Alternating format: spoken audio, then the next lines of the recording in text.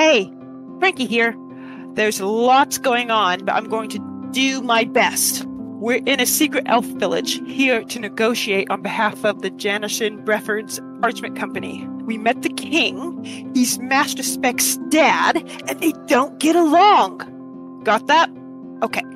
Next, Idafer storms in, even though he's not allowed, and accuses Speck of being Amnetie this whole time. He was right! They are one guy! One weird, creepy guy. Then the guards came in and told us the Goliaths were back at the forest border, ready to cut down trees with a machine I fixed for them. Oops. Then we walk all the way back through the forest, and on the way, Idafer learns that this random angry elf lady is his birth mom, and that makes Amnetie / Master Speck his uncle. And before we have time to even really process any of the family drama unfolding here, we get to the forest edge, and there's no Goliaths here. No machine, nothing. The king gets trapped outside by his own fire barrier, and Amnetie disappears. Then we run all the way back through the forest again to where Amnetie is stealing magic from the elves' cool fountain, and standing in our way are his 4 generals, Poet, Briskin, Mole, and Moshi. We have to fight them to get past, so we partner off and kick some ass. I'm kind of worried about what all of this family stress is doing to Idafer. I hope he's alright at the end of this.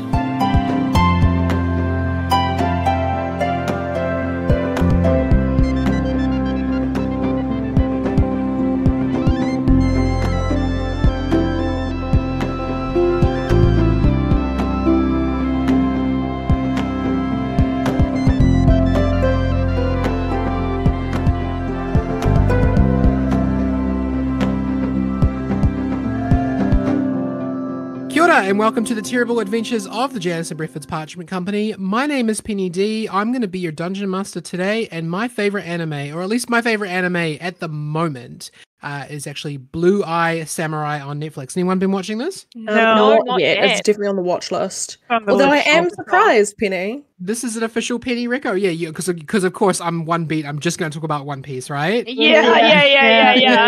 That's what I expected. So I really enjoyed the series. It was really fun. One of the highlights, without spoilers, one of the highlights is an amazing cover of a Metallica song during like an adventure / fight scene, which was really cool. Oh, damn. I won't say too much other than the characters were really beloved. It kind of reminded me of this show, in the way that the characters were like very well fleshed out. And I enjoyed the story, and I felt that it was really relatable, and like a lot of the themes are stuff that, you know, you don't have to be an ancient samurai in, you know, feudal Japan in order to like understand where the characters are at. So Blue Eye Samurai, currently my favorite anime, and I'm excited to see that it got renewed for season 2. It did? Oh, awesome. That's cool. My name is Liz, and I play Karen, the Dwarven Barbarian. And I'm not actually a huge anime watcher. I'm more of a manga reader because I have to be different.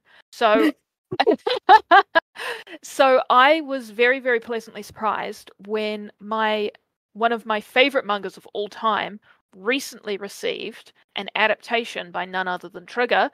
It's Dungeon Meshi, of course. It's incredible. If you like D&D, you'll love Dungeon Meshi. If you like Pathfinder, you'll love Dungeon Meshi. If you like eating food, you will love Dungeon Meshi. Oh, you finally caught me. So good. Yeah, you got me. Yeah. It's so good. It's so good. And I know that Steph has been watching it along with me, and we always have a little recce after the episode has come out. Yeah. It's so much fun. All the characters amazing. are so charming. Yes. And Steph, you haven't read the manga yet, and I can't wait for your reactions because it just gets better. It just gets better and better. Okay, you will get them. You will get them. Like Penny gets my reactions to One Piece. I love them. I love receiving them. Hi, I'm Poppy, and I play Ida for the Tiefling Rogue. My favorite anime is, at the moment, is probably Jujutsu Kaisen. Oh. It's so good, and the characters are very lovable. This last season, brutal. Like, If you ever thought like, nah, they're not going to kill off those characters, they're beloved. Just you wait. And it's also been really cute because I have a friend who lives in Japan and we watch it together on Discord, and that's very cute. So Oh, Yeah. it's been my friend anime. For those of us who maybe aren't as cultured as you, Poppy, would you give us a little rundown of what Jujutsu Kaisen is about? Oh yeah, so it's about sorcerers who can see curses and they exercise the curses, and it's essentially just like a huge power action anime that has really cool characters. I'm a huge Maki stan because she is powerful and a woman and uses weapons and can't actually see curses. She needs glasses for them, and I think that's cute. Hell yeah.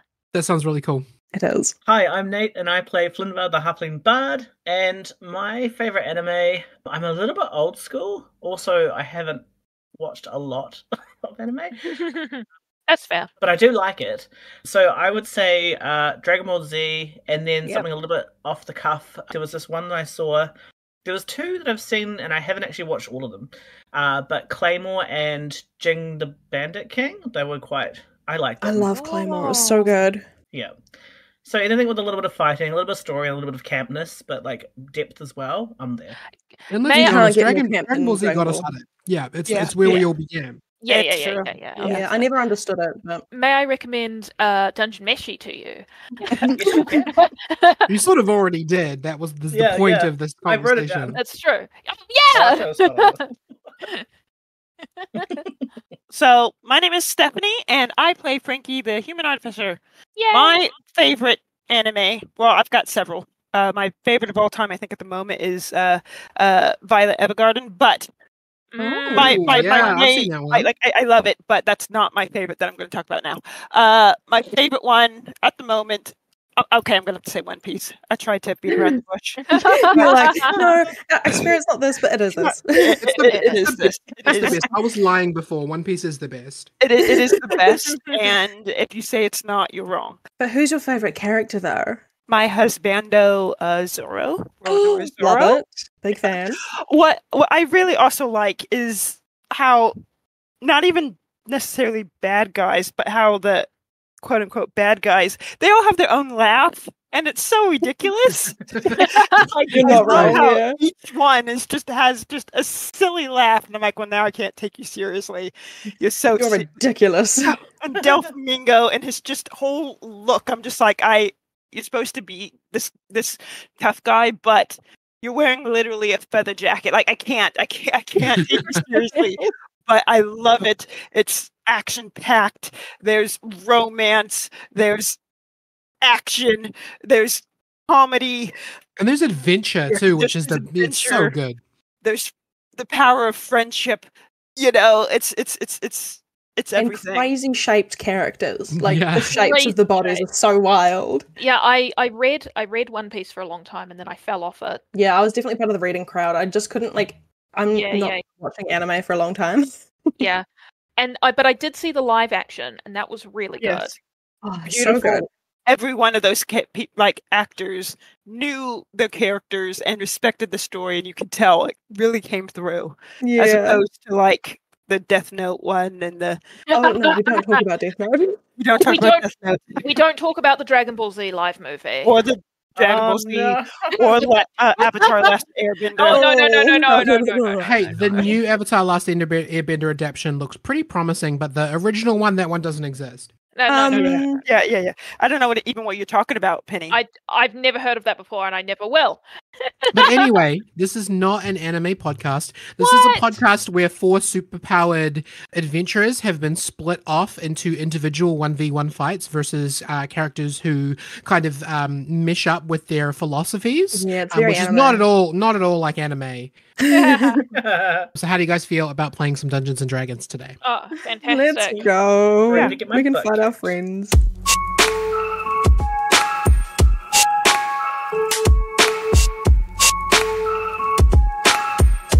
From beneath the ground, magic spills up from the font, through the fountain, arcs into the ear like a beautiful, mysterious energy, before spiraling back down and disappearing into the chest of an iridescent skeleton. the force of this movement blowing his cloak back. Finally, Shroud is revealed to be not a person at all. Further back from that, Amnetie, the shriveled, stretched, gaunt elf, is using a spell to channel all this magic for some unknown purpose. Moving back a bit more, his generals have each, I was going to say selected a partner, but that's not actually the case. The partners selected them have split off into different environments in order to combat their opponents. On the second floor of the castle, in a room with a dwarf-shaped broken window, Karen holds her axe and stares down the Tabaxi monk, who is in turn kind of licking his teeth and smiling. Karen, would you please call odds or evens? Evens. All right, you have the first move. What would you like to do? Woo! I don't think Karen's in the mood for talking. I think she's in the mood for hitting a cat. I'm gonna say that differently. I'm gonna say that differently. I said that and I regret it immediately. I don't think Karen's in the mood for talking. I think that Karen is in the mood for hitting a criminal. So she Nice. Yeah, good save, right? I was about to get out of the cat chat, like no. So she is going to rush forward and just go for it. Just try to hit him with the great axe. The big bonk. Sure, yeah, absolutely. Go ahead and roll me an attack roll. That is a 16 to hit. So you swing your axe, and without even trying, he steps back, and your axe just goes straight through air, and he smiles at you and kind of raises his eyebrows like he's asking you to have another go. Oh, damn. I have another go. I do my second attack. Oh, that is a 27 to hit. Yeah, 27 does hit. Oh my God. You watch as he sort of leans forward, sort of arrogantly, after you missed your first swing, and he kind of gives his eyebrows to you like, you can't even get me. And you kind of bring the axe lower and bring it as sort of an uppercut. It sort of grazes along the stone floor of the palace, and then up a few sparks have been created. And yeah, you catch him across the haunches, across the sort of collarbone with the edge of your axe, and absolutely do hit him. Why don't you go ahead and roll me some damage? So I have rolled the damage. That is a 12 plus 10. That is a 22 damage. And I'm going to use my bonus action to add plus 4 fire damage. Yeah, you bring it up. Those sparks that came off the stone floor just ignite your axe, and your cut goes up through his collarbone and just sears the wound closed at the same time. That's very kind of you. As Friskin steps back from taking this hit, he looks up, and the violence and the damage seems to only be exciting him. He looks at you and he gives you a big smile and he says, "This is why I wanted to fight you, Karen. You are just like me." And then, before you can react, he throws 4 punches that you can't even see. So let's go ahead and roll some attack rolls. First one, 15 plus 8, 23. Yeah, that hits. Man, I really hope she sees one of these. Second one. I'm going to save you some time. My AC is 15. Okay. Second one, 17 plus 8. Yep. Third one is 3 plus 8, so the third one's going to miss. Oh, tough luck. And the fourth one is 10 plus 8, 18. So 3 of them hit. Yep. 3 of these punches just one at a time. Palm strikes, and then he extends his claws, and as he moves his hand away, just slashes on the way out. Oh. Can you please roll me a Constitution saving throw, DC 17? DC 17. Okay. Let's have a look. That is a 20. Can you please roll me a Constitution saving throw, DC 17? Yes, that is the second one. That is an 18. Can you roll me a third Constitution saving throw? Oh, my heart. All right. Oh, that is a 14. So I'm going to throw some damage at you, Karen. So let's see. 5 plus 4, 9. Second one is 10 plus 4, 14. Third one is 4 plus 4, 8. Mm-hmm. And then that third Constitution saving throw that you failed, all of those were stunning strikes. Oh. The first one came at you, and like this feeling kind of rings through your body, and your blood is pumping so much that you just push through. Second one comes at you, rings a little harder, but you keep going. And the third one, something in you just like gives out, and you are stunned until the end of Friskin's next turn. Oh no. Die. As he stands over you and smiles, a very arrogant smile, a bloodthirsty smile, and he says, ever since I heard about you, I couldn't wait to be the one to kill you. You are bloodthirsty just like me. Can I say something, or am I stunned? You have limited use of your vocabulary, but you may respond. Karen chokes out, "I'm nothing like you. I have a work ethic." Nice. I have a real job.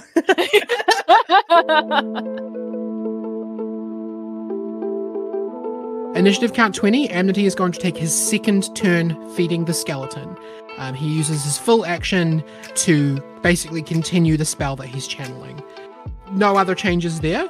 Next up is going to be Idafer and Mole. Poppy, odds or evens? Oh, let's go evens. Oh, that's a 1. I'm rolling a d4 on my end to see if you go first or second. What happened last time? You threw a shadow blade at a leopard, and through that monstera hole walks Mole. He's bleeding a little bit, but he seems mostly fine. He's in his hobgoblin form, and he sort of looks at you with like that classic kind of unimpressed, pouty look. But you notice that he sort of hesitates for a second. Yeah, because we're the friends. We're good boys. He turns around and he sweeps his arm in like a crescent moon half circle, and where his hand passes over, a 20-foot high wall of fire bursts into existence. Bastard. Cutting off line of sight between yourself and Amnetie, and also yourself and like where Moshe and Flynn are. So there is a semicircle shaped wall of fire near you, and both you and Mole need to make a dexterity saving throw, please. Okay, let's do this. DC is going to be 17. Okay. That is 21, so it sounds like I pass. I also have evasion, which means that when I need to make a dex saving throw against a spell to half the damage, I instead take no damage. Nice. Yeah, so you take nothing from this fire that is consuming this little shop that you found yourself in. You see the fire burn Mole, like his clothes begin to catch on fire, and he does wince a little bit at that idea. He is going to take 5d8 fire damage, so let's just roll that. 20 fire damage, pretty low roll there. And then his face goes from sort of contorting from this burn that he's taking into being very relaxed, and suddenly his entire body begins to dissolve. Oh. As he transforms, this time not into an animal as you were expecting. You know, he's turned into an elephant, he's turned into a leopard. This time he turns into a living whirlwind. What? Oh, okay. Can you please go ahead and roll me a nature check? Okay. Oh, I know. That's a 7. I know nothing about nature. You've got nothing, although he looks like he's gone from being made of guy into being made of air. He's like a little wind cloud with a little weird face on it. Is that like the Tasmanian devil when he does the little spinny thing? Yeah. Well, I mean, the Tasmanian devil is still made of dude when he is spinning. Made this of guy dude. is Yeah, like, I mean, he's fair, just yeah, the other yeah. part He's of made it. of dude. He's made of man. The tornado that Mole has turned into moves toward you. Can you please make me a DC 13 strength saving throw? Oof, okay. No, I got 13, so meets beats, right? It does, yeah. So you are currently inside the tornado. You feel as though it's trying to blast you somewhere, but you're managing to you've reached down and you've grabbed onto like a tree root that's like incorporated into the floor of this shop, and you're just holding on.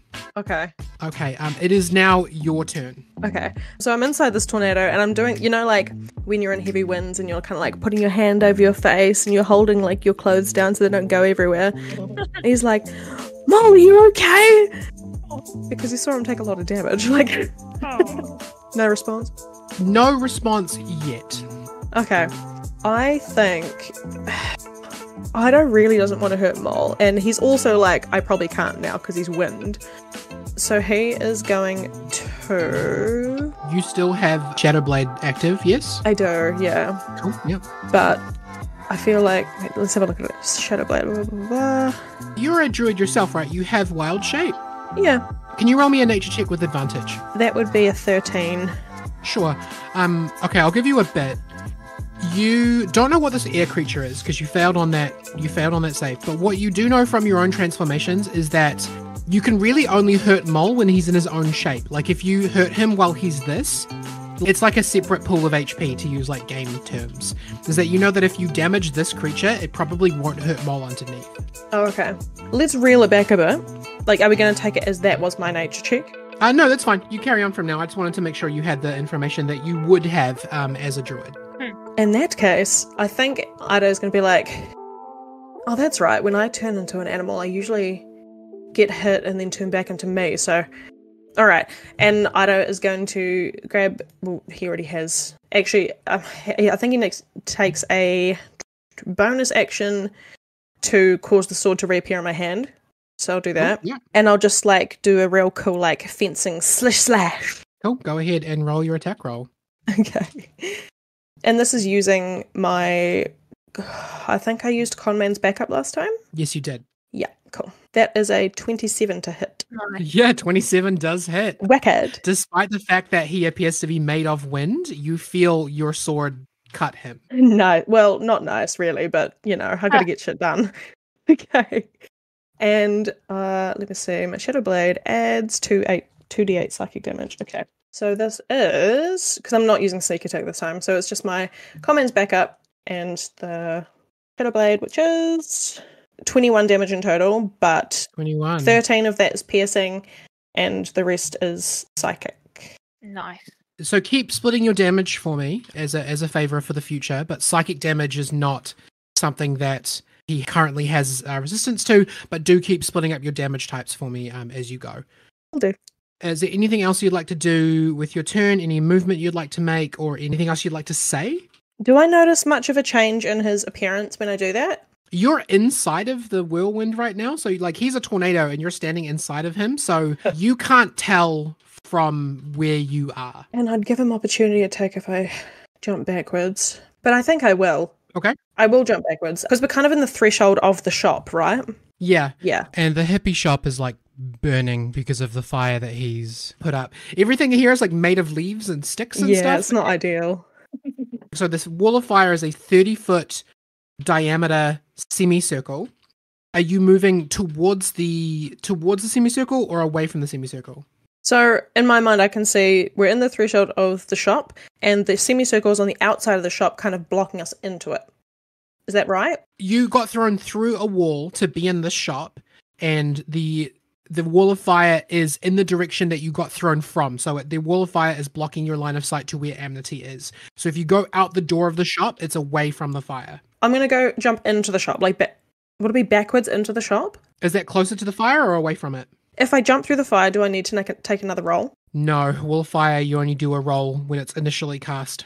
Perfect. I'm going to jump through the fire then. Okay, yeah, great. So you jump out of the wind, and you are going to take an attack as you do so. So I'm just going to roll an attack. That is 15 plus 8, 23. These guys are rolling well yeah, today. that definitely hurts. Yeah. Cool. So you're going to take 14 bludgeoning damage as you're just hit by this like fist made of storm. But I have uncanny dodge, so it's actually only 7 damage. Okay, just make sure that you remember that you've taken your reaction until the end of your next turn. Yeah, sweet. Okay, cool. Because, yeah, before when you used evasion, that was his turn. So, yeah, no, you're good. You're good. Okay. So you basically run through this fire and you pop out the other side. It feels a lot less hot, as though it's directional. You now have, like, there's still like some rubble and some shops and like the fence and stuff around the palace, but you now have line of sight on Amnetie, and you can also see Moshi and Flynn kind of squaring off with each other. Okay. Cool. Speaking of which, Flynn, odds or evens? Evens. It is evens. You can move first. Okay. How far apart are we? Moshi is 10 feet in front of you. Oh, cool. And you're at the sort of the gate, like the main sort of archway entrance through where the fence is that leads into the courtyard. And could I see Idafer and Mole's fight? You can see Idafer and you can see the wall of fire, but you can't currently see Mole. Okay. So Flynn's a little bit freaked out because he knows, like, they've recently just seen this guy, like, cut a ship in half. And he's like, had to be this guy. He looks at you confused. He's like, you picked me, man. I don't know what to tell you. It's true. Well, luckily I'm not a ship, but I also like to burn things, so he's just going to cast Fireball at Moshi. Okay, and I assume you want to target that in a way that doesn't hit you as well, right? Yeah. Cool, yeah. I'll roll a dex saving throw. What am I aiming to beat? What's your spell save DC? 17. Cool. It's a dexterity saving throw, so I got 14 on dice, and his dex save is plus 5, so we got 19. It's gonna be half damage. Okay, yes. So, am I allowed to cast it at higher level if I'm just using the font? So you could, but unfortunately you need to do that. You need to announce what level you're casting it at before I do the saving throw, if that makes sense. Okay. Yep, all good. Otherwise I can like pass it or fail it, and then you could be like, oh, by the way, it's a bunch of extra damage. So yes, yes, you can. You absolutely can, but remember that it still takes one of your spell slots that you still have limited of, and you need to do it before I roll the save. Yep, all good. So he takes 8d6 fire damage in half, whatever half of that is. So yeah, so what's your total? Oh no, roll 8 and then half the total. Oh yeah, sorry, I roll it, not you. I can roll it on my end if you prefer. You might have more dice. Well, you can use Google and just type in roll 68 or 8d6 and it'll just pop up. Yeah, I'm using Google. It just has a dice roller. Ooh. Oh, nice. Oh, and it calculates it. Yeah. Oh. Yeah, you could just type roll 8d6 into Google. This is a public service announcement for anyone listening to our show. If you just type the words roll 8d6 into Google, it'll automatically do it for you and count them up. Okay, sorry, I have to do this. Do you have to say like nothing before it? It's just just roll 8d6 and it'll come straight up. wow.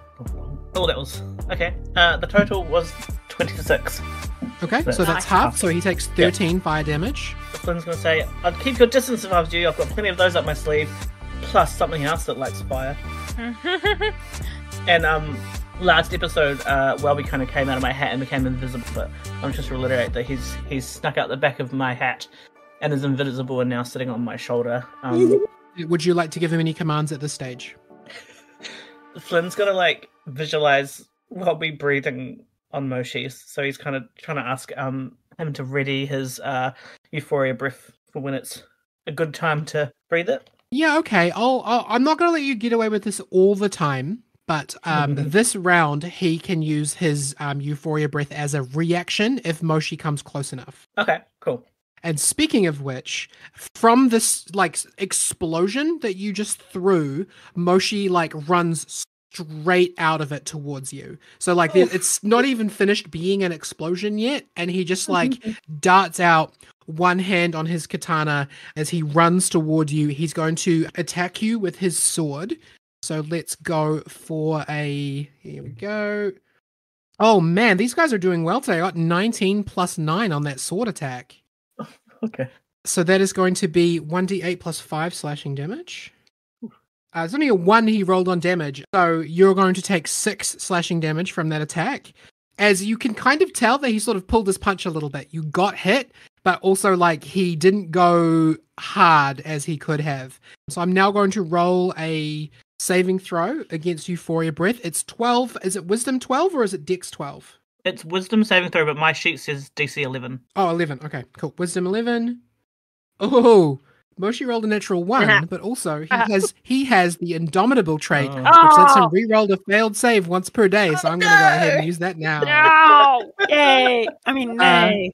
So that is Wisdom saving throw, you said? Yes. So he rolled an 11 on dice, so 11 plus 1 is going to get out of it. The little blast of like galaxy popping candy comes out, and he sort of leans to the side, and in one swift move, takes off his casa and sort of uses it to like blow, to like deflect the breath.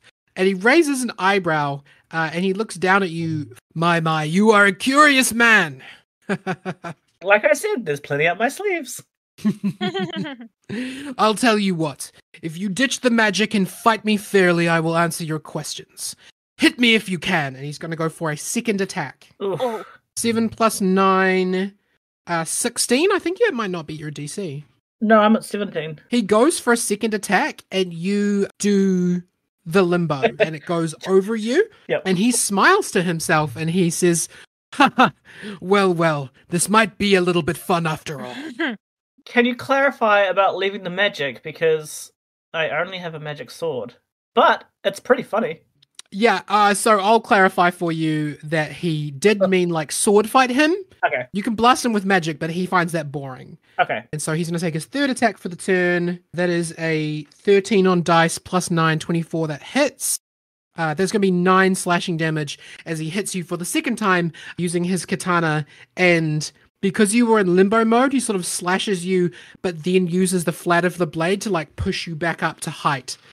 He's clearly just playing with you. Yeah. And he's not actually trying to kill you. I'll leave the magic behind if you use your offhand.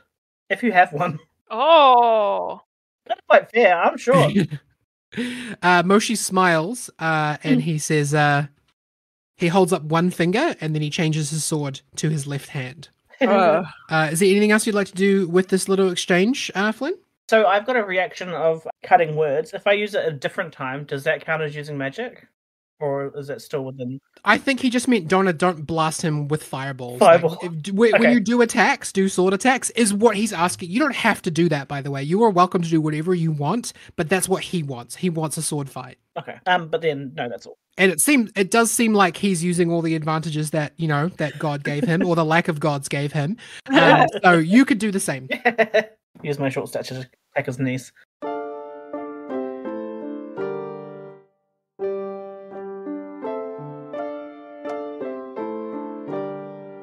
Moving on, we now go from the courtyard and the fire that is spreading throughout the little leaf shops 200 feet into the air atop a thick branch of a... Steph, give me a type of tree that would grow this big and be, big, thick branches. Oh, geez, you put me on the spot. Oh, God. Oak tree. Big, thick, like 10-foot wide branch of an oak tree. Okay, cool. You are standing 15 feet away from Poet, and he's just like both hands on his cane, his tail sort of twitching behind him. In his white suit, he looks a lot like he's about to do that little dance, where you like bend your knees and you keep your hands in the same place on the cane that Dick Van Dyke does. Oh, yes. He's not going to, but he's in that pose. Oh, okay. And would you roll me odds or evens, please, Steph? I'm gonna go with odds. Cool. Rolling. That is a 3. You can make the first move. Okay, cool. Frankie would like to cast Melf's Acid Arrow at 3rd level, please. Okay. Do you say anything as you do this, or are you just going for damage? Jeez. It's like, well, you should know I don't like heights.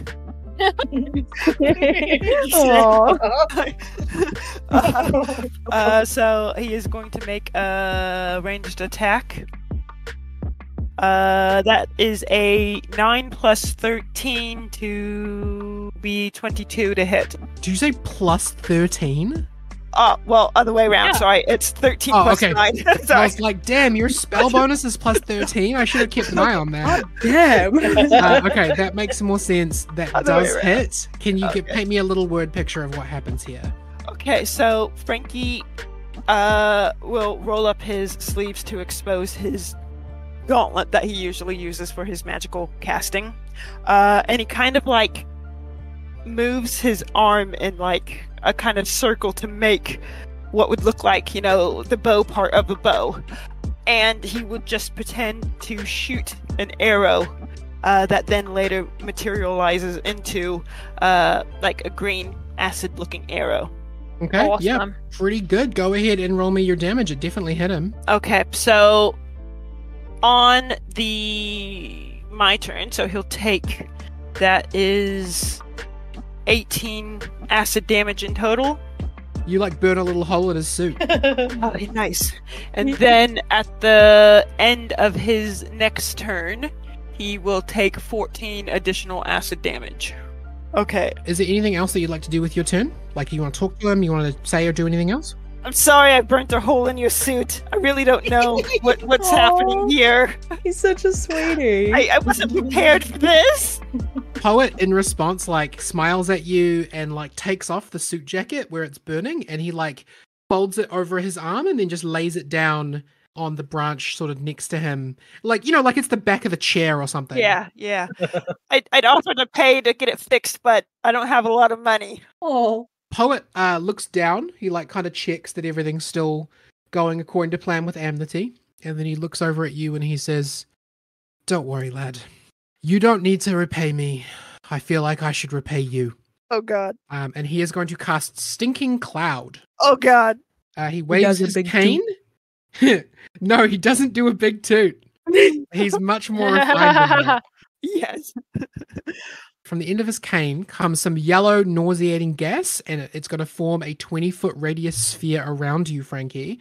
Ew. Can you please... Each creature that is completely within the cloud at the start of its turn must make a Constitution saving throw against poison. So on the beginning of your next turn, you're going to roll a con save. If you fail, you have to spend your action retching and reeling, so you miss out on your action next turn. Maybe. His turn is going to be locking you down for next turn. Okay. Cool. As a follow-up to what he said before, so he releases this gas and he says, "You've done more for him than any of us ever have." And do you want to roll an insight check on that? Yes, I do. Oh, that is a 13. Dunno. Could be talking. Have you done something for Amnetie that you don't know about? God. Dunno. maybe. Who's to God. say? Definitely not somebody else. Definitely no one else. Yeah. Okay. So I believe I take some extra poison damage now. Is that right? Yeah. It said the wording was at the end of your next turn. Okay. So this is Poet's next turn. So Okay. he'll take Cool. the additional. Like the Okay. thing is he can't really take off his pants while still being a refined gentleman. Yeah, So there is still some acid splash on his pants. So that still damages him as well. Oh, damn. Top of the round, Karen, it is your turn. Let's have a look and see what Stunning Strike does, because I'm pretty sure if you call odds or evens correctly and go second, then you're good. But if you don't, then you're gonna miss a turn. So hang on, let me just. Okay, so you got hit by Stunning Strike. Yes, I sure did. And let's see what that. So you are stunned until the end of your next turn. So either way, you're missing a turn. Exactly. So I don't even get to call it. You go and I do nothing.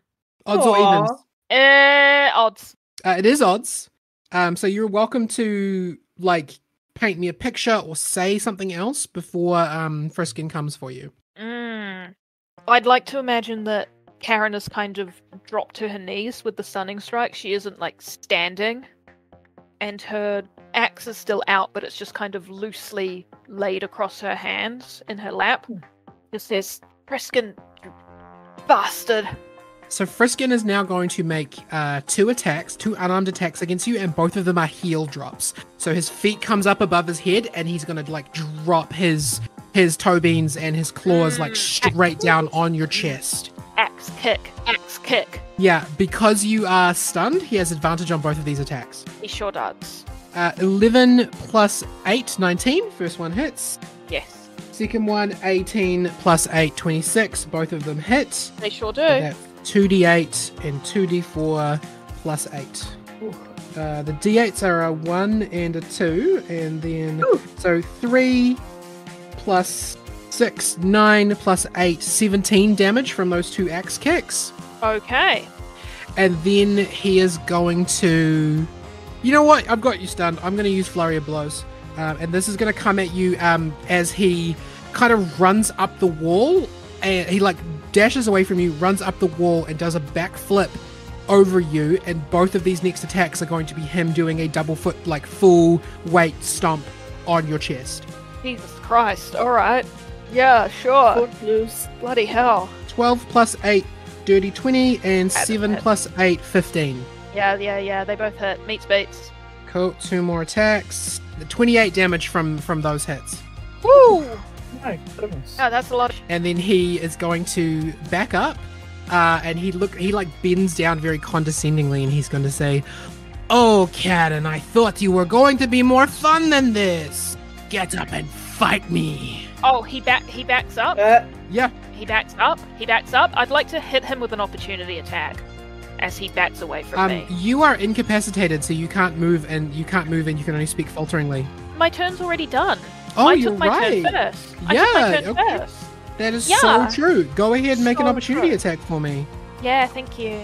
Did I mention as a DM how much I enjoy Sentinel? It's so good, And don't right? find it so annoying? That's a that is a 30 to hit. Yeah, 30 hits. Yeah. Yeah. Cool. Okay, sure. All right, I hit him for 21 slashing damage, and I stop him. He's still going to do the taunt that I talked about. And what I imagine is that you, one hand on your axe, do a full, like, arc swing, come around, like, get him across the knees, and then the momentum of the axe comes up and, like, sort of, like, spins you and drags you back to your feet. Yeah, that sounds amazing. Do you have trash talk for him? I don't need trash talk to beat you, Friskin. He laughs and claps his hands because this is what he was hoping for. He doesn't need trash talk because he's already taken the couch. Karen, are you happy to be done there? Yeah, so happy. Initiative count 20. Amnetie takes his third turn absorbing the magic from the fountain. Next up, Idafer and Mole. Idafer, odds or evens? Evens. That is odds. From behind you, you're looking around at all the stuff that's going on. You can see Frankie like way up in the trees. You can see Amnesty with his back to you, just like draining this magic. And then you are suddenly overtaken again by wind. And this wind is like mixing itself with fire as this just like swirling wind is just completely enveloping you. Can you please make me a DC 13 strength saving throw? Okay. Whoa. Okay. Oh, I got a net 20. Oh, wow. Sweet. So this time you don't fight it. This time you don't push down. The wind overtakes you and flings you, and you just completely use it to your advantage. You gain some height. You actually backflip, like a high jump backflip over the wall of fire instead of through it, and you land on your feet looking at the back of the air elemental as it itself is also like heavily on fire. You've been pushed back behind the wall of fire, but you are in a completely advantageous spot. And as the air elemental turns around and tries to strike you, due to both the fire and your amazing save, it's going to have disadvantage on its attacks. Fantastic. The first one is going to be 6 plus 8 because of disadvantage. So that is a 14. 14 hit you? No. You easily dodge this flaming air fist as it comes for you, and you also get the feeling that maybe the person throwing its heart is not all the way in it. No. Second one, 11 plus 8, 19 to hit. That one does, yeah. The second one catches you for 14 bludgeoning damage and 2 fire damage, half to 1 because you're such a special boy who does not care about fire. So 15 in total? Yes. Yeah. And I've already used my reaction from last time, haven't I? That is right. Yeah. And you additionally hear something. It's basically you can hear the sound of the wind, but your earring scrambles it, and you realize that the air being, the air elemental, is speaking a language. Hell yeah, it is. What is it saying? What you understand is that Mol in this form is saying the words, "Please stay back. This is for you." Oh. But he doesn't know that you can understand him.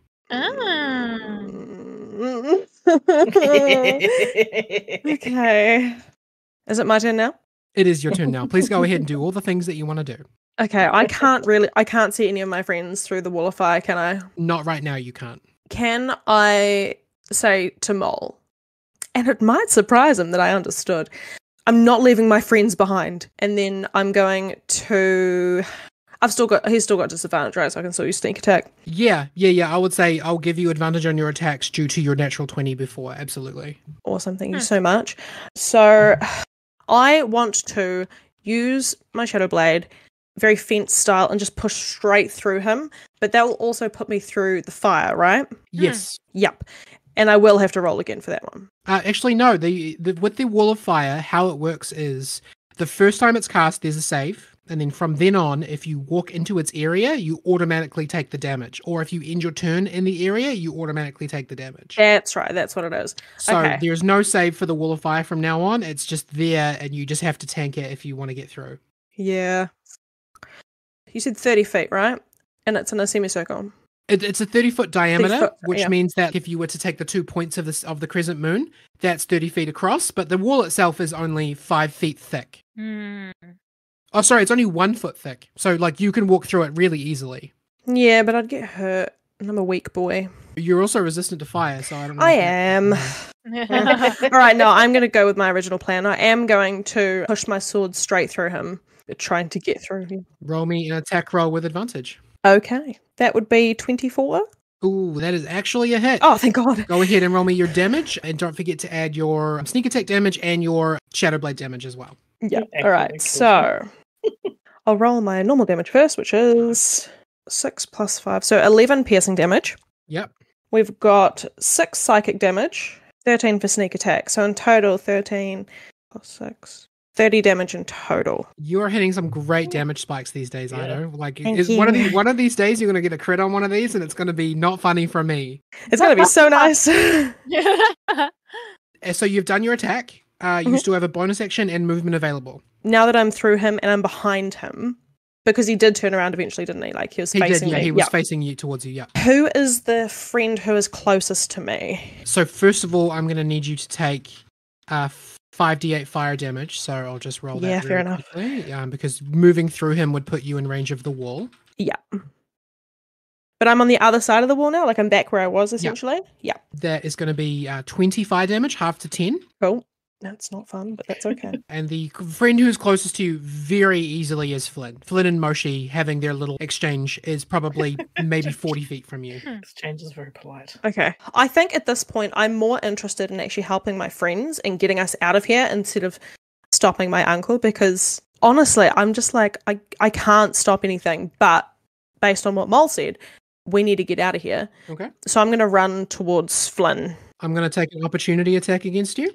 Oh. Okay. But that's 2 natural 20s, so even with disadvantage, Oh my god. even with disadvantage, I guess I just was talking about crits. And you get the crit. Yeah, I get the crit. You. So that is 28 bludgeoning damage. Plus, hang on, I'll give you a little bit of fire damage as well, although you can resist that. 7 fire damage halved to 3. Okay, So 28 bludgeoning damage and 3 fire damage. but I can use Uncanny Dodge again this time as a new reaction, right? Yes, you can. Yeah, absolutely. Oh, nice. So 14 bludgeoning and what was it, 3? Halved again for 1 fire damage. Okay. Oh, God. No, I really want to get my friends out of this. I was like, that's what you get for caring about people. Rough. Right? So how many feet away is Flynn, roughly? He's about 40 feet from where you are now. Okay, well, I'm just going to take my full speed and go the 30 feet. So I'm with about 10 feet away from him. Flynn, you can see Idafer like running towards you, a little bit on fire and a little bit being pursued by a tornado. I'm like, cool, is this helpful or not? Anything else you want to do with your turn, Idafer? You want to shout anything or try and communicate anything? Oh, if I can, yeah, I'll be Go like, ahead. run, pretty much. But I'm kind of just mouthing it because I'm pretty exhausted. Yeah, Like, that's fair. I'm not doing super great. Okay, so and you're shouting run to Flynn? Yeah, looking straight at him and like waving my arms a little bit, like as much as I can. Okay. 1 mil. Flynn, it's your turn. Odds or evens? Evens. That's a 2, so that's even, so you can go first. Good old evens. I hate odds, just so you know. Good old rock. Nothing beats that. So Flynn's going to cast Blade Ward on himself, which is it's a protective spell against bludgeoning, piercing, and slashing damage by Okay. weapon attacks. Cool. And he's going to say to Moshi, so Flynn kind of thinks for a little bit. In a couple of seconds, he's like, okay, let's do this. Whoa. Got some questions. And he summons his green laughing blade. Then you're going to make an attack. Yep, I'm going to go for slash against Cross's shins, because easy reach. Roll me an attack roll. Easy reach, I say. Low-key, I love how he's like seen Ido being like, right, and he's just like, I'm gonna fight. I want to ask at least a question. Yeah, Flynn is a curious boy. Seems that way. 25 attack. 25 to hit. Yep. that hits Yeah, me. you hit. Go ahead and roll me your damage. 11 damage. And I'm like, right, we're sword fighting. Why are you reanimating that thing, and why should we let you? Okay, so Moshi's going to take his turn. He looks over his shoulder at Idafer approaching, and he points his sword at you for just a moment, Idafer, as if to say, stay back. This is like, he doesn't want interference. Flynn, he is going to roll an attack roll against you. 18 plus 9 is, I'm pretty sure, going to be a hit. Yes, definitely. Did you say 18 plus 9? 18 Yes, plus it 9, does. yeah. These are bosses. They do good. That is going to be 7 plus 5. There's going to be 12 slashing damage as he hits you back, like also across the shins, which is pretty impressive considering how low to the ground your shins are. Sorry, how much damage was that? 12. Oh, okay. Fun. But he smiles and he says, I underestimated you, my friend. Can you ask me the question again? Why are you animating that thing, and why should we let you? He's being very bold now that he's got a friend there saying, why should we let you? Okay, I don't think you need to roll a persuasion check because he said he would answer your questions if you hit him and you hit him. So making you roll a persuasion check feels bad. He looks over at the skeleton. Delton is not reanimated, and you don't need to let us. We will do it regardless of your actions. Oh. Flynn, I'm going to take 2 more attacks against you. Okay, cool. Sweet. First one hits, second one hits. That's 8 plus 10, another 18 slashing damage as he comes at you with 2 more katana attacks. But you also feel that he is fighting reserved. Like, you feel like he could go harder if he wanted to. So, can you repeat it? So, Dalton doesn't need to be revived? Is that what you said? He said Delton is not reanimated, and also you don't need to let us. We're going to do it either way. So, did Frankie ever share... So, Dalton's the one that's the dream person, right? From Frankie's dreams? Yes. Yes. He's also the one whose house, the cave thing we visited a while back. Yeah. With those little things that got triggered. Ah, yes. So Delton is the bluebird. Delton is the god of dreams. And Frankie, I assume, has told you guys about the bluebird many times. Oh, yes. Although he usually includes the naked man, so it doesn't always come across as being good. Yeah. We also kind of resurrected a church in his name, right? Yeah, Karen made a big donation to a church in the Church of Delton. Yeah. Can Flynn roll insight to show, like, to think about this? Because he's a little bit in the moment. Sure, yeah. But also, he wants to know also, like, what Flynn's struggling with is he standing in the way of something good happening to the world and, you know, fixing something that went horribly wrong? Or is he having another moment where he's pausing and something bad's going to happen to citizens around because he doesn't make a decision and acts? Roll me insight, Flynn. Oh, that was that one? I'm going to re-roll that. That's actually a really good point. Fun. Yeah. He lives in constant fear. Oh, I've only got a 4 on insight. Okay. Oh, gutted. Well, you got a 4 on insight. No, sorry. Oh, I've got a +4 to Oh, insight. okay. Oh, okay. So that's 16. Okay, couple things. He's unsure. Number one, you're pretty sure that, like, you know from the things that you've been told that these elves will not be able to survive if their magic gets stolen. You don't know how long they'll be able to survive, but they need it to live. So that is the short term. Yep. The long term, these guys are not behaving like, oh, hey, we're doing the best thing for everyone. Like, they're coming in and they're taking this, which means that people would probably be stopping them. And they clearly, from the way that they're speaking, talking about the elves hoarding power, they're clearly like here to do this by force. And they were also ready for you. They wanted to fight you because they thought that you would try to stop them. That might tell you what you need to know. Okay. Yeah. Okay. But I did like that thinking. Cool. All right. So Flynn's like, nah, fuck these guys. We could try and sell them an Electrum contract for some more, like a giant pile of Electrum if we have time. But he's not going to stand by and let people. Yeah. I don't think they're up for doing sales at the moment. It was a second thought. It's ingrained in him. Flynn, if you're on that track, once upon a time, Poet told you that he stole the plans for the Electrum Forge when you were in the Underdark. So they might not need that. Okay. Anything else you want to do with your turn, Flynn? I would like Welby to scoop down and pick up some rocks. He's still invisible. And scatter them around us. So he's not throwing them at Moshi or at me. He's just scattering them around. Like he just threw them up in the air strategically. Okay. I will make... Can you tell me what you're trying to achieve with this? I'm making uneven terrain. No, you're not. You're not making uneven terrain by scattering some rocks around. Pebbles do not halve your walking speed. Well, in a sword fight, you can get people to trip over a root, so he can get tripped over a stone. Okay. It's logical. I'll tell you what. Using Welby's stats, roll me an athletics check. Oh my god, okay. I love your thinking always. So out of the box. Next time I hang out with you, I'm going to scatter some gravel and be like, oh, better walk slowly. Kenny, that's not funny. That'll work. That works for me as well. I'm like, oh. It will work. It will work if he's got bare feet. So Welby's a -2 to strength. And I rolled 17, so like 15. It's not There bad. are pebbles on the ground for sure. For sure, there are a couple of pebbles on the ground. He achieved that. I'm going to tell you right now that, like, creating difficult terrain is like a 2nd or 3rd level spell that, like, you know, plant growth or something in order to do this, and getting it for free off of essentially your familiar is not going to work. Well, Flynn was thinking as a swordsman, not as a magicman. You are welcome to push the envelope as often as you want to, Nate. It's one of my favorite things about playing with you. But remember, I'm the goddamn DM. But the gods are dead, Penny. Oh.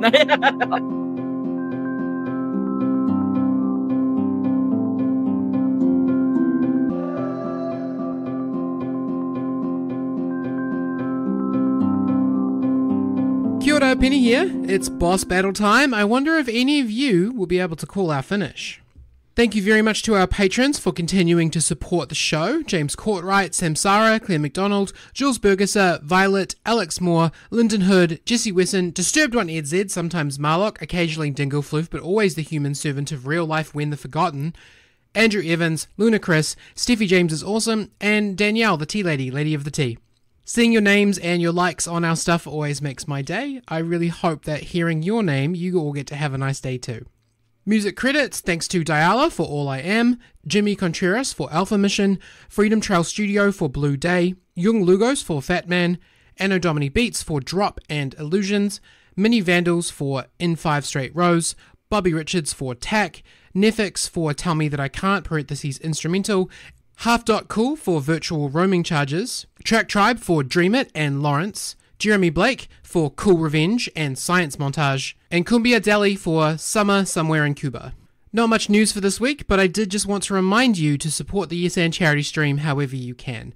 You can find the social media, Facebook, Twitter, and Instagram. Since we're a little short on things to talk about, I just wanted to shout out all the nice people in my life who offered me kind words and support this week. It means a lot. I hope you know who you are and that you feel like you helped me this week, because you did. I think that's enough. Let's get on with the show.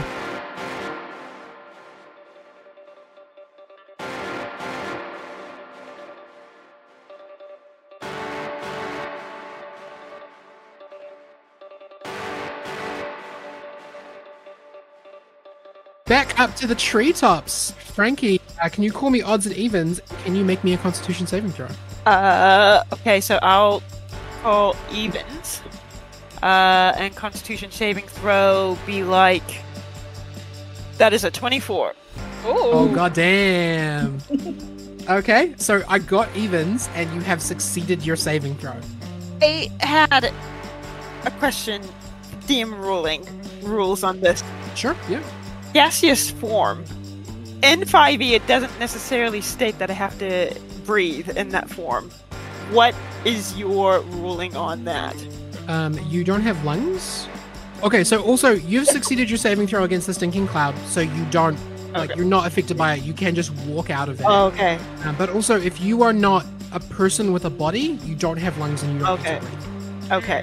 I know in earlier editions, it's specifically stated that you don't have to breathe, but in 5e, it doesn't state that specifically. And I just didn't know if, like, even if, like, I succeeded, like, if I don't get out of the cloud next turn, like, you know what I mean? Yeah. And I was going to fight gas with gas, but that's cool. That's cool. Frankie, after succeeding his Constitution saving throw, will moonwalk backwards. He's like, I've made a lot of stinking clouds in my day. Most on accident. It'll take a lot more than that to make me sick. He's going to moonwalk out of the cloud. And for his action, he is going to summon his crossbow and shoot at Poet. Okay, so the cloud. I just looked up the cloud, and it does say that it creates heavy obscurement. But because you have full movement, can I assume that you would position yourself into a point where you could see him like around or above the cloud rather than shooting straight through it? Yeah. Okay, then that's fine. Go ahead and take your attack. Okay. Is Frankie gonna be cool? No. That is 11. Oh. Yeah, no, 11 does not hit him. Cool. Oh man. Good thing no one saw that. Or heard how cool I sounded. Frankie kind of does, that weird like sweat, awkward smile thing. The sweat. That sweat. He tried to be so cool. Like, well, rats. Whose side are you on? I thought you were on our side with Ido. The cloud vanishes as Poet ceases concentrating on it, and from beneath your feet, Frankie, slimy black tentacles begin to spawn out of not those. Not this one. No. begin to spawn out of the bark and start beginning to attempt to restrain you. Can you please make me a dexterity saving throw? I'm not good at those. And a constitution save against centaur. That is a 4. Yeah, okay. So Evard's black tentacles have turned the area that you're standing into difficult terrain, only a 20-foot square. Mm-hmm. And your next turn, you're going to take 3d6 bludgeoning damage, and then you're going to be restrained. You're going to be stuck in place. Mm-hmm. You can use your action to make a strength or dex check to try and get out. But that's your turn. Okay. And in response, as these tentacles are like beginning to grab you and like wrap around your neck and sort of hold your head in place, he walks forwards towards you and puts his cane down quite firmly, and he says, "What makes you think you're on Idafa's side?" Oh, you had a nerve. I've said more than 2 sentences to him. Frankie is in shock. Top of the round, Karen, you're up. Go ahead and make up for that turn that I stole from you. All right. Do you want me to call heads or tails? Yeah, go ahead. Odds or evens? Evens. That's a 2. Evens it is. Hey! All right, so I have something a little bit off the wall that I want to do. Love it. So Fuck me up. So you know how I can make 2 attacks on my turn? Yeah. Would you allow me to make an attack, make a bonus action, and then make another attack? Yeah, you can do your that's a rule of the game. You can do your attacks and bonus actions in any order. Okay. I hope this works, because this is funny. Karen drops her great axe, and it clatters to the floor. Friskin pouts, like pokes his bottom lip out. And before Friskin can react any further, she punches him hard. Yeah, go ahead and roll me an attack roll. Alright, here we go. Oh, that is an 18 plus 11. So that's a hit.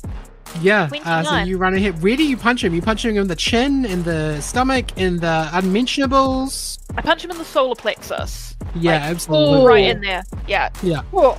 I can feel it. Yeah. My unarmed strikes deal D4 damage because I have Tavern Brawler. Yeah. So that is a 3 plus 9. So a 12. Damage? Damage. Now, because I have Tavern Brawler, I'd like to use my bonus action to grapple him. Yeah, I was wondering if you were going to use Ring of the Ram, but this is much cooler. It's a contested roll. Cool, I got 10 plus 10, dirty 20. Okay, I got a 19 plus 9. Yes, Karen! Yes, Karen! You grapple the monk, go you! Oh my god. So I grab Friskin, let's say by the back of the neck. By the scruff of the neck, like a cat. Oh no! And for my second attack, I would like to use Friskin as an improvised weapon against Master Spec. Oh wow. Okay. That's a pretty far throw. It's a pretty far throw, but I've let you get away with I'm gonna say bullcrap like this before. Just say bullshit. Just say bullshit. Yeah, just say bullshit. This is going to be a DC 30 athletics check. Okay. Hot dirty dog. This is as high as a reasonable DC can possibly go, but Karen, I think you can do it. Okay, I can only do it if I get a natural 20. Okay. So let's see. Let's roll. My butt's clenched. Oh, it's an 18. Oh, 18 plus 9. Okay, so Oh, you close. you are going to successfully pick up Friskin and throw him. I'm going to say not even through the window, through the wall, Yeah. Through the window. and he makes a like a Bugs Bunny shaped like silhouette in the wall as he goes through. He's going to land near Master Spec. He's going to land near Amnetie, sort of on the cobbles and grass area, and he will take the damage. But you did not hit or interrupt Amnetie. Okay. Sorry, that was in my head. I was like, that is so far. That is way further than Hey, I nearly got Nice. it, right? you I nearly super got dead. it. Okay, I don't actually know how to calculate throw damage. Okay, let's say if you'd hit him with a big wall, I would say that would have been like what 2d8 bludgeoning damage, 3d8 bludgeoning damage. So you hit a wall with him, which is essentially the equivalent. You know, we're all scientists here. Give Yeah. me 3d8 bludgeoning damage. All right. That is 14. Yeah. Okay. Oh, he's getting up there in damage. You've been hitting him. And I'd like to use my full movement just to try and get back up close to him again. Okay, so you're on the second floor. Are you trying to run? Are you trying to climb out the window and jump down, or are you trying to like run through the corridors and down the stairs? I think I'll climb down. Okay, do you not want to do a superhero landing? No, I don't have enough health Yeah. for that. Nah, she's had kids. Her knees can't take it. How much health do you have left, Karen? If you had to rank it on a scale of 107, I would say I'm at about a 31. Wow. Have you, Yeah. have you been having this damage because you're raging? If you had to rank it on a scale of 107, it would be a 62. Okay, that's not too bad. I was Yeah, like, 'cause I was like, I Silence haven't is hit you that deafening. much. You're like, oh god, she's too close to death. that silence was deafening. By Yeah. the way, Chris. So Karen, you climb out the window and you like shimmy down this big vine and you hit the ground and you turn around and the focus from your foot like pushes to Friskin, who's like slowly puts a fist on the ground and uses that to like push himself up, and he's bleeding like pretty hard out the mouth, and he's gonna like touch his hand onto his mouth and look at the blood. He turns and he spits. And then he looks at you, Karen, and he gives you the most evil cat smile that you've ever seen, and then he just vanishes. And a quarter of a second later, you start to feel the impacts as he's moving at top speed in order to like do some pretty speed-based damage to you. So let's go ahead and roll us some attacks. We don't have to, it's okay. No. The first one is a natural 20. Oh, okay, cool. Liv is sitting next to me and like gaping at me and trying to get my attention. It's like, Liv, do you want to come on the podcast and say like "holy crap" or something?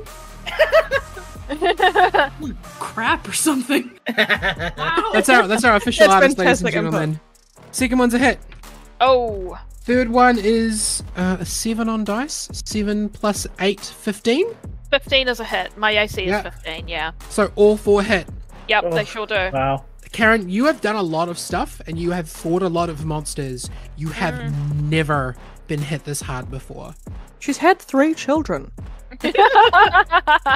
Karen, you've done a lot of stuff and you've hit a lot of monsters and been hit by a lot of monsters. You've fought a T-Rex and you've had 3 children. You have never been hit this hard before. Holy hell. Oh my god. First one, natural 20. Ugh. Kind of low. Oh, 7. I mean, I've narrated it, but I don't decide what happens on the dice. 7 plus 3. First one, 20 damage. Okay, Second one, 19 damage. okay. Third one, 16 damage. Okay. The crit I rolled super low on the dice. That's Yeah, you really really did. unfortunate. Fourth one, also 16 damage. And can you please roll me a dexterity saving throw, DC 17? Hot damn. Sure did not get that. Sure did not get a dex save. My dex is very low. Friskin disappears, and a quarter of a second later, you feel an impact and a slash on your cheekbone, and another one on the opposite shoulder, making your entire arm go numb. The third one, you get hit in the bottom of the ribs on the right, and the fourth one is just a sweep across your feet, followed by a downwards chop as you are knocked prone. And Friskin finally stops moving, standing above you, claws out, looking at you like he's no longer a person. He's just a predator. Yeah. He's breathing very heavily, and he's super hurt. And Karen, you're still conscious and you're still here, and you feel like maybe Friskin just went as hard as he possibly can on that turn. Ooh. Woof. Can I choke out some words?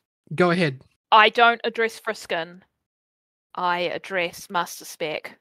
Oh. And Karen chokes out, "Stop this! You're not a killer. You're meant to be a hero. You're meant to be an uncle." Roll me a persuasion check. Yeah, okay.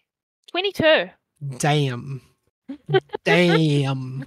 Next up is going to be initiative count 20. Amnetie continues feeding the magic into the skeleton, but those of you who have line of sight here, which I think is everyone, can see that this flow of magic is starting to taper. It's starting to get more faint. It's not as thick as it was. He's starting to make it to the end of it. Oh dear. But, Karen, for a 22 persuasion, you see his arms, which he's been holding up to channel the spell, begin to tremble and falter, and he turns around to you, and you hear a voice in your head, whispered, but sent to you. And it says, "Mrs. Stonecutter, I am more of a killer than you will ever know." Bing!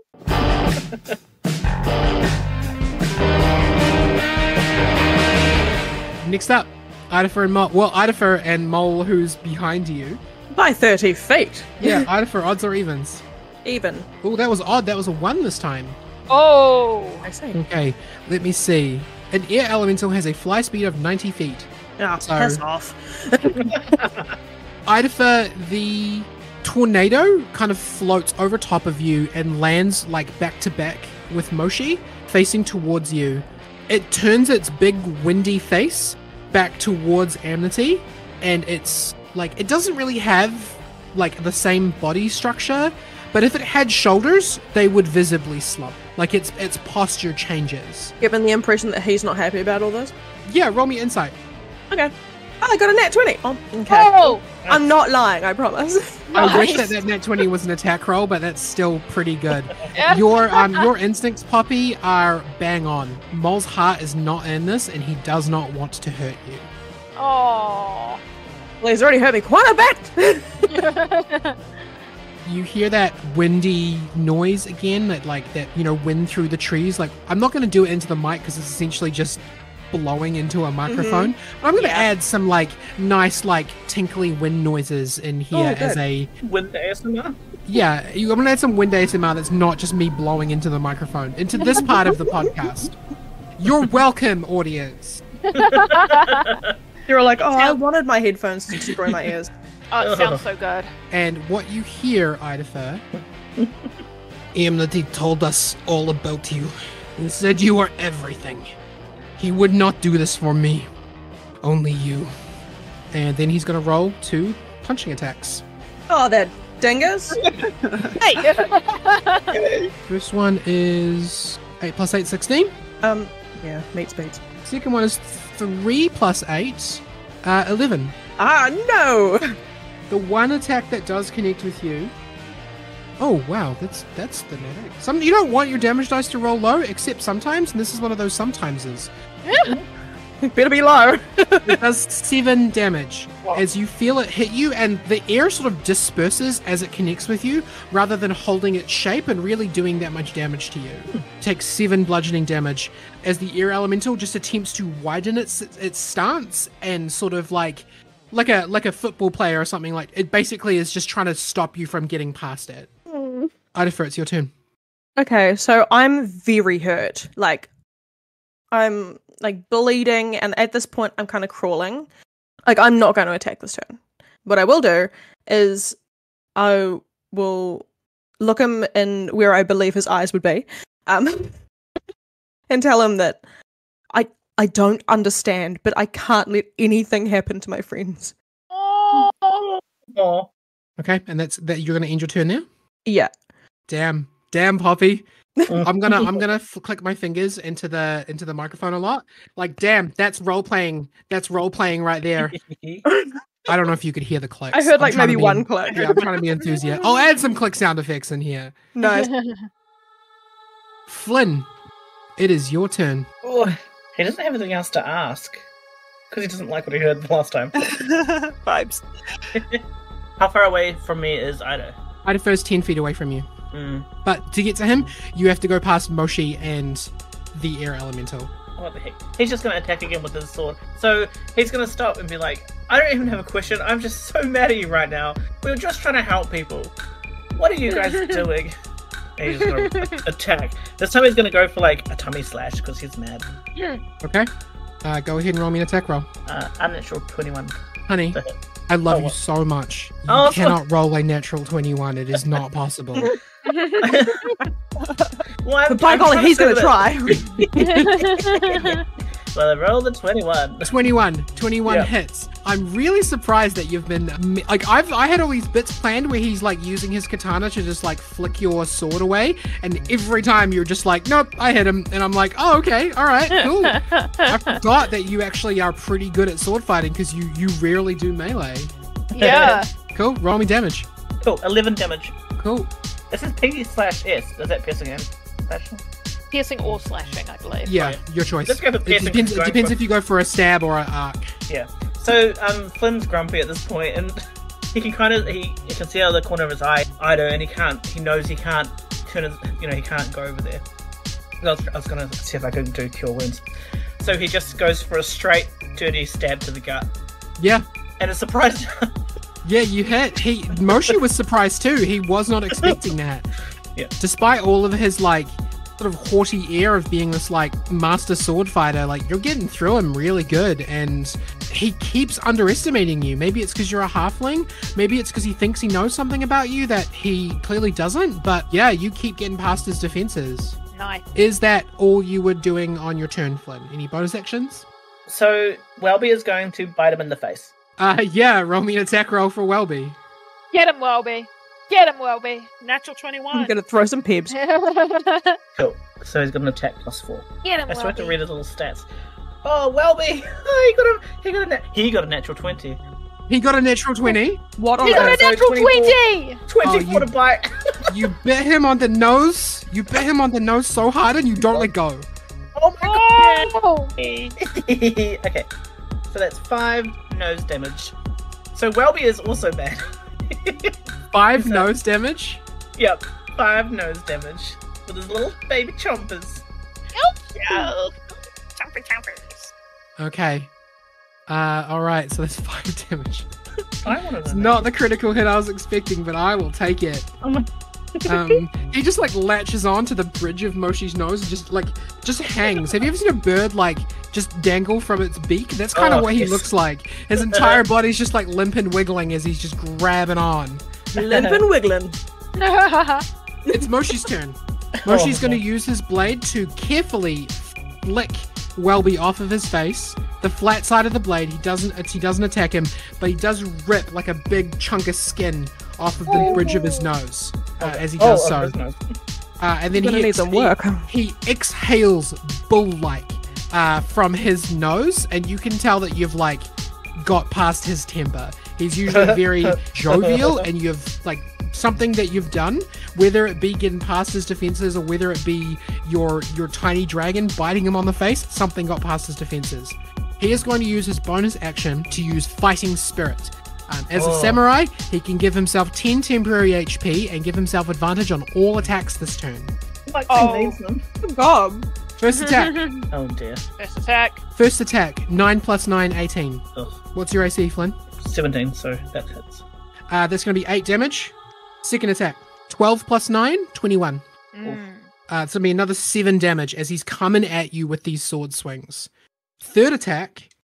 Oh, actually, He's also going to use another ability called Rapid Strike. He's going to forego advantage on the next attack in order to give himself a 4th attack this turn. Oh my god. Like he needs it. 17 plus 9, that's a hit. Yes, it is. Ooh, max damage. That is going to be 8 Oh. plus 5, 13. Mm. Last attack. Hey, Flynn, Yeah. does a natural 20 hit you? Oh my god. Oh! I don't know. I think so. Yeah, my sheet says it definitely hits. The last one that he really puts a bit of chunk into is going to do another 16 slashing damage. Oh my gosh. Okay. Yikes. As he stands over you, no longer playing around. You've still got a busted nose. You cannot bargain with fate, Mr. Onagon. Oh. This fight is yours to win or lose. You could just say that line was so cool that I don't know what to say back, and we can just move on. That's fine. I'm just trying to think of something clever. Hold on. You don't have to. It's okay. We can leave it at that. Yeah, we can I just mean- be like, oh, Penny damn. did a great job. Yeah. Yeah. Or you could just be like, yeah, man, okay. I could win or lose that fight. Sure. Thanks Yeah, for the bitch. advice. Thanks for the Yeah. advice. Yeah, Flynn just kind of like frowns and goes, you can keep telling yourself that. Oh. You just cool story broed him. Yeah. Also, I'm on 28 health, just so you know. I don't think I've ever got you down that far before. Yeah. That is low. Frankie, odds or evens? Odds. Oh, odds. You are first. You're going to take some damage from the tentacles that squeeze in you. Can you take 3d6 bludgeoning damage? Mm. Oh, yeah, I forgot about that. You're going to take 9 tentacle damage. Gross. Okay. Well, it depends on your point of view, I think. Oh no. Yeah. It's your turn. What would you like to do? Frankie would like to, let's see, we're going to shoot at, Poet. I was going to say Moshi, but wrong person. Yeah, you Poet. bring your crossbow up, and there's like a tentacle that's like trying to like restrain your arm, and you're just like up a little bit at a time, and you've got just a split second of aim there to shoot it off before it's going to pull your arm back down. Frankie wants to show off and use sharpshooter as well. So I will take the negative Minus 5 to your attack roll in turn for plus 10 damage. Yep, that's right. All right. Okay, so question. Okay. With the negative 5, does that affect a natural 20? Rule of cool, baby. Natural 20 is a natural 20. I'm clicking yeah. with all of my thumbs right now. I'm doing all the clicks. Yay. Did you say you're clicking your Posted thumbs? in the group chat. Natural 20. Hell yes, Frank. Key. Yes, Frankie. Yes, Frankie. Yes, Frankie. Okay, so because I also, should I have said I was using hot wire first? No, I think you added as a bonus action, so you can do that afterwards if you want. Sweet. Okay, so that is a 4 plus 10, 14 damage plus. Unfortunately, I didn't roll too high. But that's cool. That's cool. So you would have got the plus 10, which doubles on a crit, right? So that's plus 20 Okay. damage. Okay, I forgot about the crit part. So 24 damage. Okay. Ooh, Yeah. nice. Oh, poet, no. Oh, Does- yeah, Buzz, yes. Does the hot wire damage also double? Yes, it is. This Oh. is a crit. Crit's a crit. Okay, okay, Good. okay. So that is 8 hot wire damage. Okay. So that's lightning damage. Sorry. Frankie, you like trembling hand raise your crossbow. You release it, and as soon as you release it, the tentacle pulls your hand back down. But it is too late. The bolt sails through the air and embeds itself in the center of Poet's forehead, and he blinks for a second, and then the electricity flows down the wire and just blasts him. Oh my god. Completely stunned by this, he starts to fall. He leans backwards, and he's still blinking and completely not in the room right now, as in slow motion, he topples from the branch, falling 200 feet, 200 feet? and he lands with a splat and a dull chunk noise right next to Moshi. How was he so high up? They teleported him there last episode. Oh Yeah. my Yeah. god! I forgot. Frankie, please don't fall. Yeah, Frankie, please don't fall. Moshi sees this, sees Poet hit the ground, and something in him, freezes. Oh. his hands start to shake, and he looks down, he looks at you, Flynn, he says, "Poet, my friend, this is where you fall? Oh. No! Oh. No! Ah! Oh God. Oh. In a fit of rage, Oh. Moshi points his sword to the sky and swings it wildly, screaming. And then, in slow motion, he kneels and he screams in a deep, guttural roar. Oh. Through tear-filled eyes, he turns his gaze upward, locking eyes with you, Frankie. And he says, "Avenge my fallen friend! Cut my enemies down! Windblade!" Oh God. Oh no! Frankie, can you roll me a dexterity saving throw? Oh, Frankie! That is a 8. Oh. So Frankie, you're 200 feet up, and these tentacles just disappeared on you. Oh. And you're looking down just in time to see Poet's body hit the ground hard. And you see Moshi walk a step over and kneel over Poet's body. And then he stands and shouts something that you're just a little too far away to hear. And then there is a sudden light breeze from below, like a light just in your face as a light breeze passes by. And a sudden sharp lurching sensation. The next thing you know, Frankie, you are lying on the ground. All the way down on the ground. Loud, heavy things are falling around you. Your vision is blurry. You're confused about how you got here. There's a high-pitched ringing in your ears, and the ground beneath you feels wet. You gotta push yourself up to see what's happening, but instead you fall back down to your chest with an intense pain shocking through you. You can't feel your right hand. You can't feel your right arm. And confusion and dizziness, you go to look at your hand, and it just doesn't appear in your sightline. Like it's just not there. Oh wait, there it is. It's lying on the ground just a few feet away. Oh my God. That's good. Frankie! That's good. Oh, yeah, I thought I lost it there for a minute. Oh! You can hear people calling your name as they're from far away. Frankie! Frankie, you close your eyes just for a second just to gather your mind.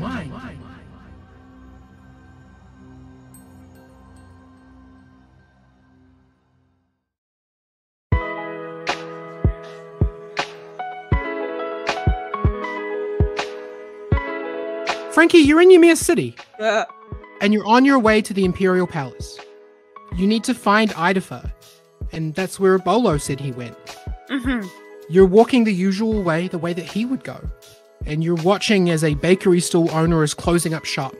She smiles at you and tosses you a leftover roll. "For the birds," she says, chuckling. Frankie, you have two options ahead of you. You can carry on traveling down the usual road to the palace, dragging this leftover bread roll with you like an idiot, or you can cut through the park, catch some duck action, and continue on your way. What do you do? I'm gonna catch some duck action because ducks are cool. 100%. Ducks are sick. Like in a good way. Sorry, that may have come off as rude. Frankie, you throw the roll up into the air and catch it with your right hand. Something The roll that up? you do. No, not a fruit roll up, like a dinner roll. You throw it up, and then you catch it in your right hand. Something that you do all the time. Something that is a skill that is second nature to you. You take a left, and you head towards the center circle. You smile at the setting sun, and you think to yourself that today's a pretty good day. You carry on towards the pond, the one where once upon a time you stopped a goose from taking over the entire city. Yes.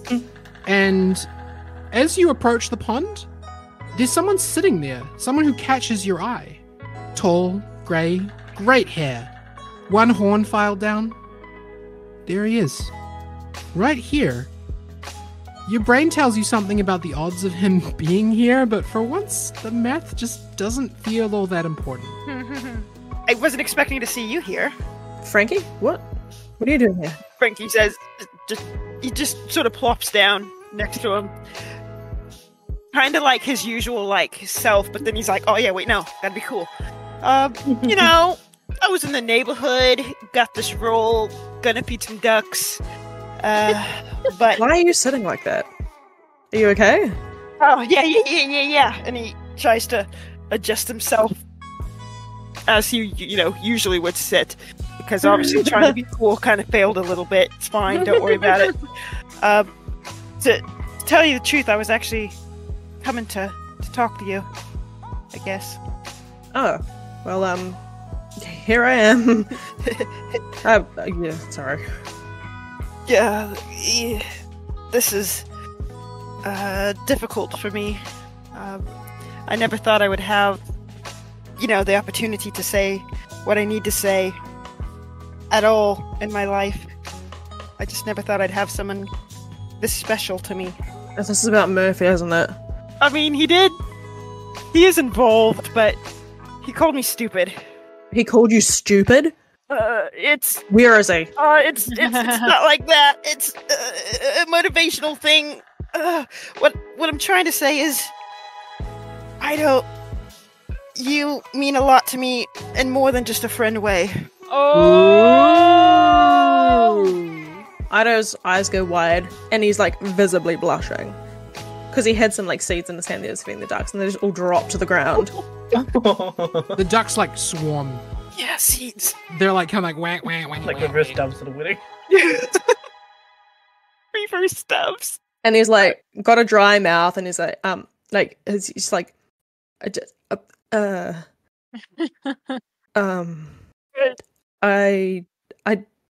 don't really know what to say. You don't have to say anything. I just wanted to be brave for once and tell someone how I actually feel. And I wanted that someone to be you. You don't have to feel the same way. It's fine. I needed you to know before something happened and I didn't get the chance to tell you. Ido is going to put his hand on to Frankie's cheek and be like, Frankie, you are always brave. Have you seen the stuff we go through? Frankie squeals. You think I'm brave?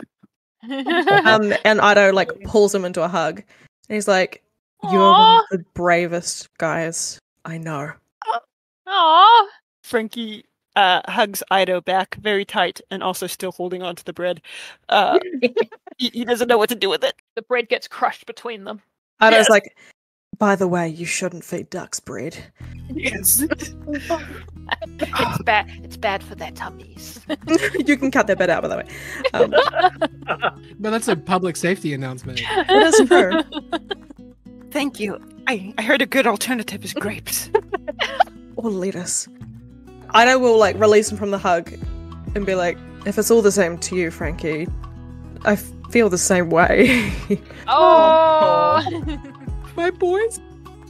To be honest, I kind of thought that you were with Murphy now.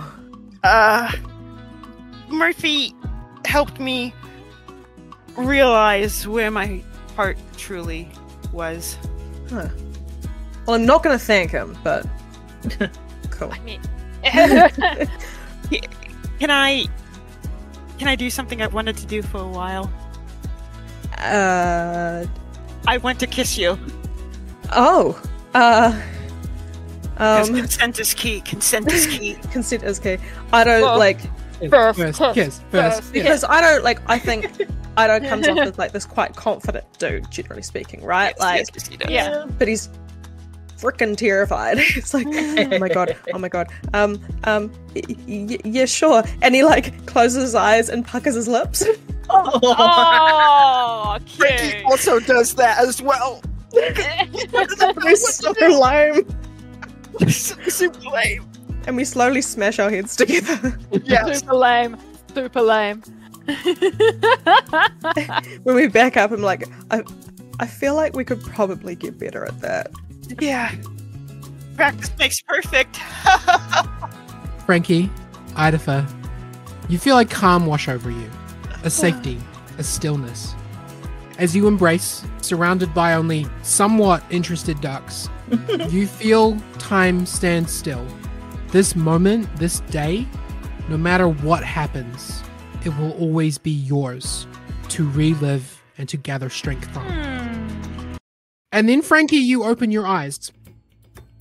Steph, I promised you in the first episode of this arc that we would find a reason to use your passive investigation. So go ahead and tell me what your passive investigation score is. My passive investigation is 22. Oh my god. What the hell? No wonder. Frankie, you are lying down in the center of a room, a dome-shaped room, with a lot of scientific equipment in it. It smells like chemicals in here. You're so woozy, you feel dizzy. There's a light in your eyes, and you can't feel your hand.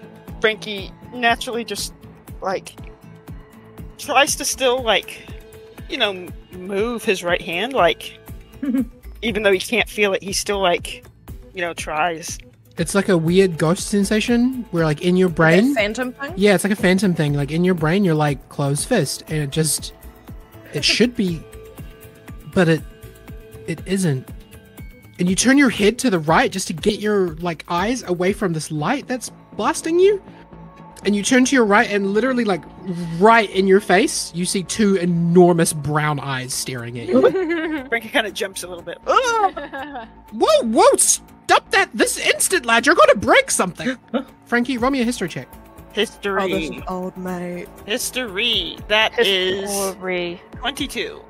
Frankie, despite all the panic and confusion racing through you, it strikes you that you recognize that voice. That's the voice that you learned your very first science from by listening to hours of Magic Mouth recordings. There's no mistaking it. You turn and you look down and you realize that those big brown eyes are just magnified through enormous goggles. But behind those goggles, there's a familiar-looking crabby old gnome face with a familiar-looking crabby old gnome mole inside the left eyebrow. Makes it look like a comet. It's a face you keep on a poster in your secret workshop. Yes. Somehow, you have found yourself in the lab of Gizdark the Inventor.